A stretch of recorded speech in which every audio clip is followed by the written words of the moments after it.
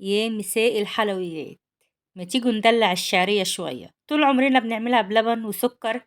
لا، المرة دي هنعملها كده بكريمة جميلة. عايزة اقول لكم طعمها تحفة. شايفين الجمال؟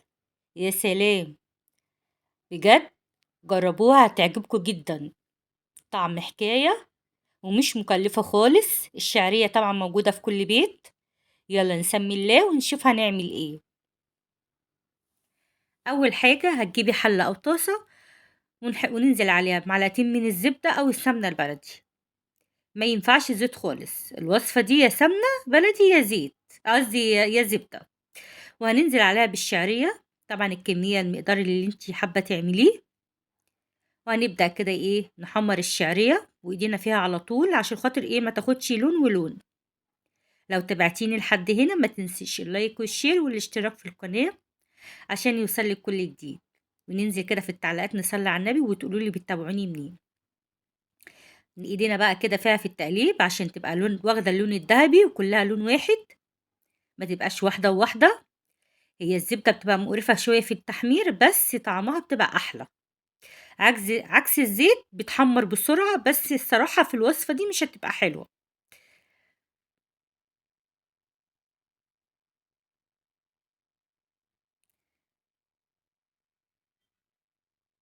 هنفضل كده نقلب لحد ما تاخد اللون الذهبي بتاعنا، وهننزل عليها بالسكر. وطبعا السكر ده على حسب رغبتك انتي بتحبي الحاجة مسكرة أو دلع شوية.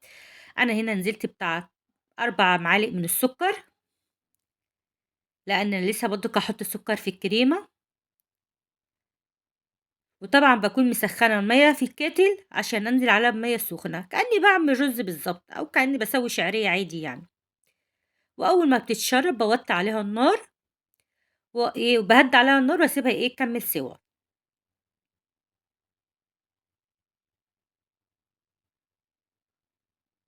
كده بقى هاغطّيها واسيبها تكمّل إيه سِوَى.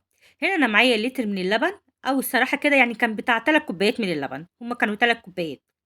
ومعايا باكيت من الكريم كراميل، طبعًا بييجي معاه العسل. هافضّي الباكيت الكريم كراميل اللي في قلب اللبن، دول 3 كوبايات من اللبن.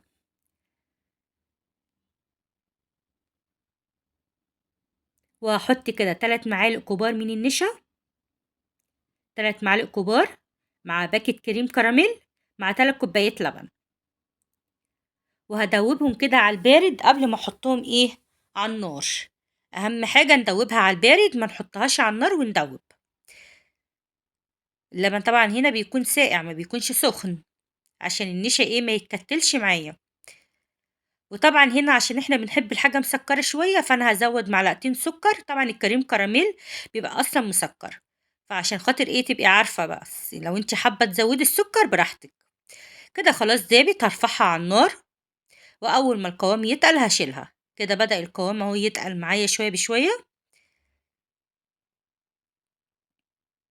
عايزة اقول لكم طعمها جميل جدا جدا، هتعجبكم بجد، ومش مكلفة. يعني نغير شوية، مش على طول هناكلها شعرية بسكر ولبن. عايزة أقول لكم كمان لمّا بتسقع بتبقى طعمها أحلى أمّا تكون سخنة. هتجيبي بقى صينية، وننزل كده إيه بالشعرية.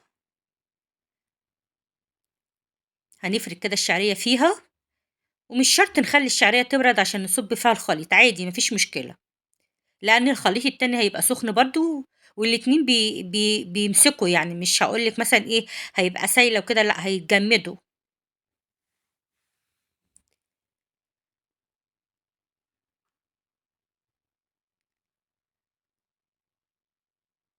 ما تنسيش صلّي على النبي عليه أفضل الصلاة والسلام. كده أنا سويتها خلاص. عايزة بقى تحطي بقى إيه مكسرات في قلبها حطي. أنا حطيت هنا زبيب، حابة تحطي زبيب جوز الهند السوداني، مش حابة تحطي حاجة خالص مفيش مشكلة. أنا كان عندي شوية زبيب فحطيتهم. وكان عندي جوز الهند بس أنا ولادي ما بيحبوش جوز الهند في الحلويات. كده أنا خلاص، هي كده سخنة وهنزل بالخليط سخن عليها عادي جدا.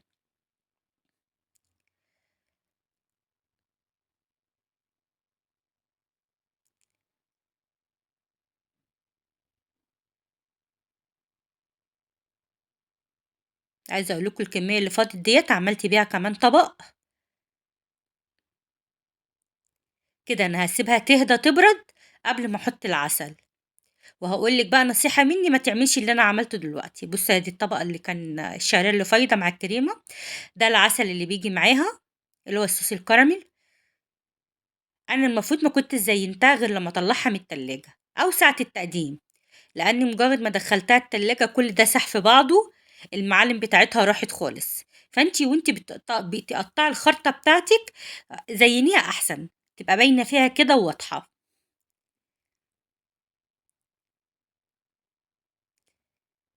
أنا كده حطيتها كده وهدخلها بقى التلاجة. هنا بوريكم وهي سخنة. عايزة أقولكم هي كانت طعمها جميل، بس لما سقعت بقت طعمها أحلى وأحلى. كده بقى هدخلها التلاجة عشان أقطع معاكم الخرطة وتشوفوها. أنا سبتها كده بتاع ساعتين أو أقل من ساعتين كمان. بصوا بقى الكريم كراميل صح فيها ازاي. فيستحسن ان انت تحطيها ساعة التقديم. شايفين؟ جميلة جدا جدا جدا بجد، هتعجبكم ومش مكلفة. يعني الشعرية موجودة يعني، والتلات كوبايات لبن وكيس الكراميل يعني مش حاجة. يلا أتمنى تكون الوصفة عجبتكم، واستنوني في وصفة جديدة من وصفات لومة، واشوف وشكم على ألف خير.